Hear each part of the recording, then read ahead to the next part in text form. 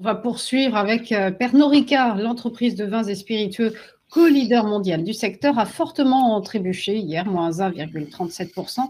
Une respiration quand même après la belle envolée de la semaine écoulée, une hausse de plus de 8% sur les 5 dernières séances. Alors s'agit-il d'un changement de tendance? Alors, on a effectivement, ouvert, cet important gap haussier, ça, c'est un premier signe que l'on apprécie pour Pernod Ricard qui a permis, en fait, la réintégration de l'ancien, support majeur à 153,90 environ. Ça veut dire plusieurs choses. Premièrement, déjà, on n'a pas eu de polarité, de l'ancien support majeur. C'est un premier élément qui indique d'une certaine façon que la dynamique, baissière de Pernod, eh bien, elle commence un petit peu à s'affaiblir. Elle commence juste pourquoi? Bah, parce qu'on a eu effectivement uniquement ce gap haussier.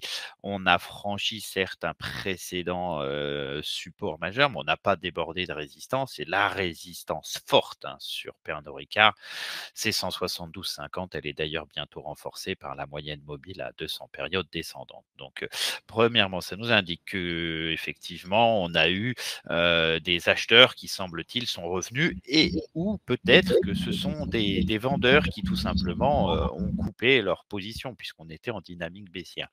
Et deuxième élément, il va falloir aller chercher 172,50 pour valider ou non si effectivement on a une reprise d'envergure un peu plus costaud. Donc ça, plusieurs éléments à ça. Intéressant, en tout cas, ça veut dire reprise de court terme a priori vers 160,55, 166,20, puis peut-être 172,50.